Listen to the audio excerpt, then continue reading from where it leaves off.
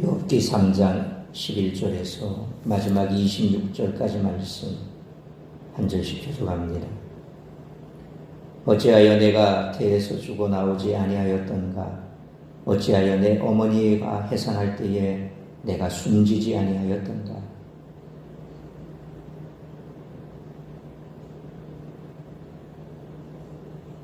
그렇지 아니하였던들 이제는 내가 평안히 누워서 자고 쉬었을 것이니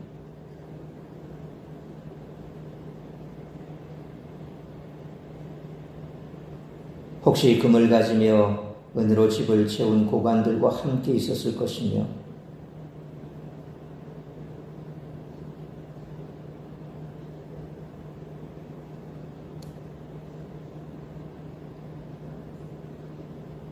거기서는 악한 자가 소요를 그치며 거기서는 피곤한 자가 쉼을 얻으며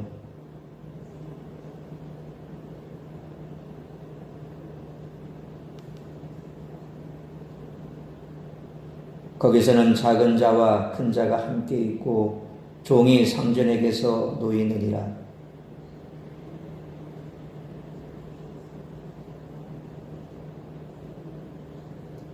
이러한 자는 죽기를 바라도 오지 아니하니 땅을 파고 숨긴 보배를 찾음보다 죽음을 구하는 것이 더하다가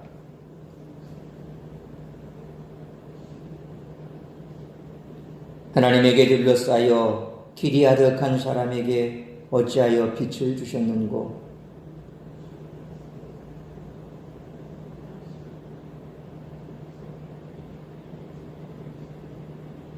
내가 두려워하는 그것이 내게 임하고 내가 무서워하는 그것이 내 몸에 미쳤구나. 나에게는 평온도 없고 안일도 없고 휴식도 없고 다만 불안만 있구나. 아멘. 욥은 다시 한번 자신이 태어난 것에 대해서 탄식합니다. 만약 욥이 정상적 과정을 통해 세상에 태어나지 못하고 죽었더라면 욥은 쓰디쓴 인생의 고통을 경험하지 않았을 것입니다. 오히려 욥은 죽음의 세계에서 세상의 높은 자들과 더불어 쉼과 평안을 누렸을 것입니다. 또한 그것은 이 땅에서 겪어야 하는 온갖 차별과 폭력, 불의로부터 해방되는 곳입니다. 이렇게 삶과 죽음이 역전되고 있습니다. 정말 죽음의 세계는 고통이 없으며 모두가 쉼과 평안을 누리는 곳일까요? 죽음 이후의 세계에 많은 관심을 보이는 고대 근동의 종교와는 달리 구약 전통에서는 죽음의 세계에 의도적으로 관심을 갖지 않는 것으로 보입니다. 그것은 하나님을 믿는 백성에게 현재 삶에 집중하게끔 하기 위함일 것입니다. 그래서 구약 성경을 읽어보면 그렇게 죽음에 관한 것은 그저 단어로 스올 그 정도로 나올 뿐이고 다른 특별한 것은 없습니다. 파편적으로 흩어져 있는 죽음의 세계에 대한 구약의 이미지는 욥이 묘사한 것과는 전혀 다릅니다. 죽음의 세계는 땅속 깊은 곳에 위치한 공간으로 삶의 세계와 단절되어 두려움과 어둠이 지배하는 세상입니다. 그럼에도 욥이 이렇게 죽음의 세계를 동경한 이유는 현실의 고통과 번뇌가 그만큼 컸기 때문입니다. 욥은 현실의 삶이 죽음의 세계보다 더 견디기 힘들게 느껴졌을 것입니다. 죽지 못해 간신히 살아가는 이들에게 죽음은 환난과 고통을 피할 수 있는 유일한 장소로 생각이 됩니다.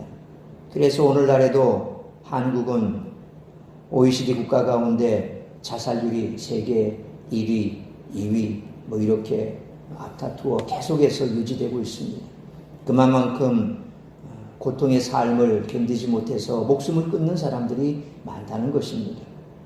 욥이 말한 것처럼 차라리 이 땅에 있는 것보다 오히려 죽는 것이 편하겠다. 이 땅의 고통을 벗어나는 방법은 바로 죽음밖에 없다. 그래서 사람들이 그와 같은 극단적인 선택을 하죠. 그러게 욥은 보물을 찾듯이 죽음을 찾고 있으며 마침내 무덤을 찾게 된다면 부활을 발견한 것처럼 듯이 기뻐하겠다라고 말하고 있는 것입니다.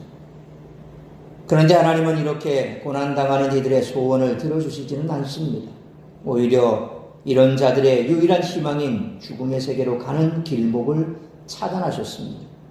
한때 욥을 울타리로 보호해 주셨던 하나님이 이제는 욥을 감옥의 창살처럼 모든 출구를 차단하고 계십니다. 이제 욥은 이러한 상황 속에서 어떻게 하나님과 관계를 유지해야 할까요? 사실 간증을 들어보면 정말 죽을 것 같은 그런 환경 속에서 자살을 시도하시는 분들도 있습니다. 그런데 그렇게 자살을 한 번, 두 번 시도했지만 죽어지지 않더라는 것이죠. 그러면서 계속해서 간증하는 것이 왜 나는 죽는 것조차도 안 될까? 그런 자괴감 속에서 완전히 자포자기하다가 주님을 만났다는 겁니다. 주님을 만나고 나니까 그때서 눈이 떠지더라는 거죠. 정말 내가 이렇게 죽을 것을 각오한다면 살 수도 있겠다. 그러면 어떻게 살아야 될까? 그래서 정말 죽지 못해서 살았는데 왜 내가 살아있는가? 그걸 찾기 위해서 그때부터 성경을 읽기 시작하고 말씀을 듣기 시작하고 그래서 성경을 읽다가 나를 위해 죽으셨던 십자가의 주님을 발견하고 그래서 다시금 그곳에서 살 소망을 찾게 되고 그러면서 그의 인생이 바뀌더라 하는 그런 간증들을 우리는 자주 듣습니다. 사실 욥의 탄식 속에서 너무도 깊은 아픔을 우리는 느낍니다. 욥은 참된 쉼을 찾고 있습니다. 그는 삶이 너무나 고통스러운 나머지 죽음 후에 주어질 안식을 동경하고 있다는 것이죠. 따라서 이와 같은 오늘 본문의 말씀을 통해 우리들이 깨달아야 할 것은 첫째로 11절로 16절 말씀처럼 하나님은 심령에 통해하는 사람을 돌보신다는 것입니다. 욥은 크나큰 고난을 겪으면서 이 땅의 삶에서는 참된 만족을 전혀 찾을 수 없다는 결론을 내린 듯합니다. 그는 고난의 순간에서 거슬러 올라가 자신이 탄생한 그 순간마저 탄식하고 있습니다. 다시 말해서 그는 자신의 삶 전체를 두고 크게 안타까워하고 있습니다. 그는 11절로 12절 말씀처럼 차라리 어머니의 태에서 숨졌더라면 좋겠다라고 말합니다. 또 이 세상에 태어나 살아가도록 도움을 받은 것, 어머니의 젖을 빨고 생명을 이어갈 수 있었던 모든 상황을 안타까워하고 있습니다. 만약 자신의 삶이 어머니 뱃속에서 끝났다면 지금의 이 고난을 겪지 않아도록 되었을 것이라고 여겼기 때문입니다. 그는 차라리 자신이 낙태되었다면 자신의 참된 안식을 누렸을 것이라고 합니다. 모든 것을 한순간에 잃고 육체적, 정신적으로 고통당하는 상황이 얼마나 괴로웠으면 이렇게 극단적인 표현까지 써가며 한탄하나 싶습니다. 지금 그는 13절로 16절 말씀처럼 평안히 눕지도 자지도 못하는 그런 상황입니다. 또 앞으로 얼마나 더 이러한 고난을 겪어야 하는지 알 수 없습니다. 그렇기에 차라리 어머니 배에서 태어나지 않았더라면 좋았겠다라고 부르짖은 것입니다. 지금 욥이 생각할 수 있는 최고의 인생은 이 모든 고통과 고난을 아예 경험하지 않는 인생입니다. 우리는 그가 과장된 표현을 했다고 볼 수 없습니다. 너무 큰 아픔을 겪고 있을 때 우리도 욥처럼 한탄할 수 있기 때문입니다. 차라리 이 땅에서 내가 태어나지 않았다면 얼마나 좋았을까? 이런 고통, 이런 아픔 겪지 않았을까? 그러면서 우리의 태어남을 단식하는 그런 경우 우리가 자주 듣습니다. 고난이 닥치지 않았을 때 주님 안에서 안식했듯이 고난이 닥칠 때에는 주님 안에서 한탄해야 됩니다. 아픔을 토로해야 됩니다. 우리의 가슴 속에 담아둔다고 해결되는 것도 없지만 그렇다고 해서 우리가 한탄한다고 뾰족한 수는 없습니다. 그러나 담아두는 것보다는 하나님 앞에서 우리의 마음을 솔직하게 그대로 털어놓는 것이 오히려 더 나중에 위해서 좋다는 거죠. 그러므로 이사야 66장 2절에서도 나 여호와가 말하노라 내 손이 이 모든 것을 지었으므로 그들이 생겼느니라. 무릇 마음이 가난하고 심령에 통회하며 내 말을 듣고 떠는 자 그 사람은 내가 돌보려니와 라는 말씀처럼 하나님은 마음이 가난하고 심령에 통회하며 하나님의 말씀을 듣고 떠는 사람을 돌보신다고 약속하신 이 약속의 말씀을 믿고 아픔과 고통 속에서라도 하나님 앞에 우리의 심정을 통회할 수 있는 우리 모두가 되시기를 축원합니다. 두 번째로 17절로 마지막 26절 말씀처럼 인간이 누리는 부귀영화도 우리를 구할 수는 없다는 것입니다. 욥은 자신이 태어나 고난을 겪고 있으니 지금 자신이 바라는 유일한 소망은 죽음뿐이라고 말합니다. 17절로 26절 말씀처럼 죽음 이후에는 악한 자로 인한 고통도 없을 것이고 지위고하에 따른 차별도 없을 것이기 때문입니다. 그는 죽음이 기쁨이 될 수 있으리라는 자신의 생각을 가감없이 내뱉고 있습니다. 이 세상에서는 만족과 위로를 찾는 것이 불가능하다고 생각하여 차라리 죽음이 가져다 둘 평안을 갈망하는 것입니다. 욥의 이와 같은 탄식과 고백은 일면 이해가 되는 부분입니다. 인생은 고난의 연속이며 어떤 평안과 행복도 일시적일 뿐임을 우리는 잘 알고 있기 때문입니다. 욥이 생각할 때 죽음은 이 모든 문제를 해결해 줄 수 있는 유일한 답이었습니다. 엄밀히 말해 그가 구한 것은 죽음 자체가 아니라 죽음 이후의 평안이었던 것이죠.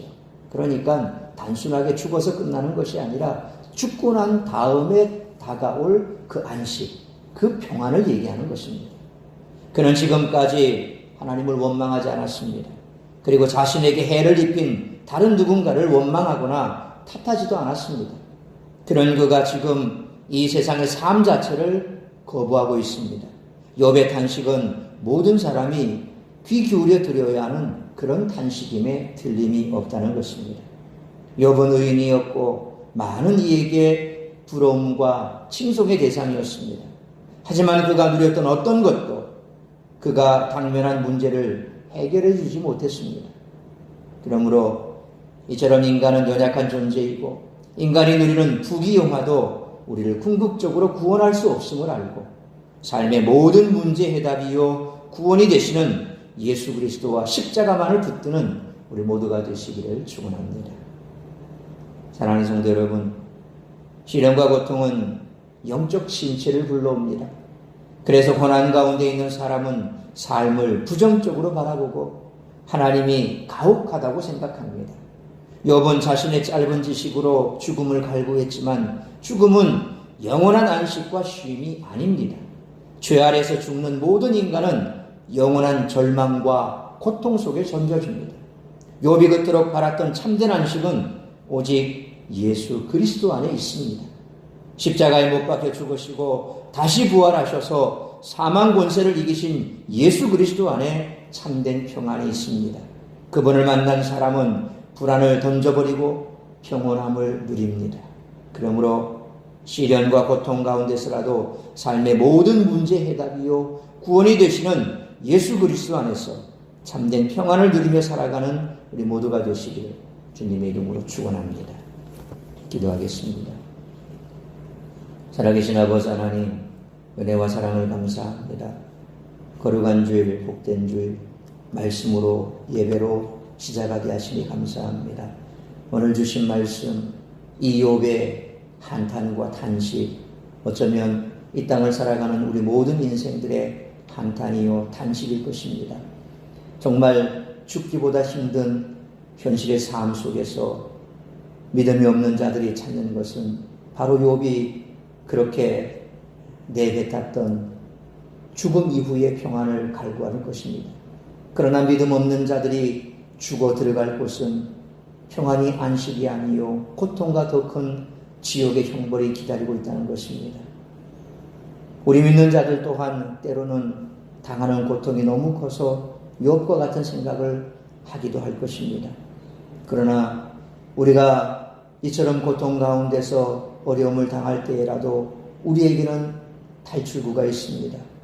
우리를 구원하실 하나님이십니다. 그래서 세상 사람들처럼 푸념 만들어 놓는 것이 아니라 정말 마음속 깊은 곳에 있는 그 탄식과 고통과 아픔을 하나님 앞에 솔직하게 털어놓아야 할 것입니다. 하나님 앞에 털어놓고 그리고 눈물로 통회한다면 하나님은 우리의 기도를 들으시고 우리를 지켜 보호해 주실 것입니다. 때가 되매 터널 끝을 통과해 빛 가운데로 나아가게 될 것입니다.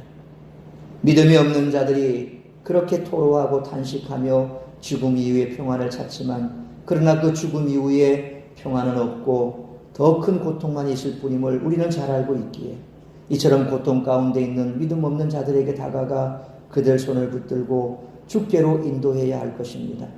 우리는 고난도 겪어보았고 또 구원의 맛도 보았습니다. 그러므로 우리가 맛보았던 고난 가운데서의 그 구원의 기쁨을 믿지 않는 자들에게도 전해줄 수 있는 우리 모두가 되게 하여 주옵소서. 뿐만 아니라 이 땅 가운데 아무리 높은 지위에 있고 많은 것을 누리고 있다 할지라도 그들도 역시 똑같은 고난 속에 있습니다. 그들이 가지고 누리고 있는 것으로 그 고난을 해소할 수도 없고 또 그 고난에서 벗어날 방법은 없습니다. 우리를 위해 십자가에 죽으시고 부활하시고 우리에게 구원을 길을 열어주신 예수 그리스도, 바로 그분만이 우리 삶의 진정한 평안이요 안식인 줄 믿습니다. 그러므로 우리가 먼저 그와 같은 평안과 안식을 누리는 삶을 살아가고 또 이 땅 가운데 그 안식을 찾지 못한 자들에게 영원한 안식을 전할 수 있는 우리 모두가 되게 하여 주옵소서. 오늘도 주님 앞에 우리가 한 주 동안의 삶이 어땠든지 나와 예배하고 주님 앞에 기도하고 간구하며 우리의 삶의 문제를 해결해 주실 주님께로 나와 예배하는 우리 모든 성도들 되게 하여 주옵시고 오늘도 이 새벽 예배를 시작으로 드려지는 모든 예배가 주님 기뻐 받으시는 예배가 되게 하시고 또 예배하는 자들에게는 영원한 기쁨과 평안과 안식과 그리고 쉼을 누리며 주님 안에서 기쁨을 누리는 복된 날이 될 수 있도록 인도하여 주옵소서. 이 모든 말씀 우리 주 예수 그리스도의 이름으로 기도하옵나이다. 아멘.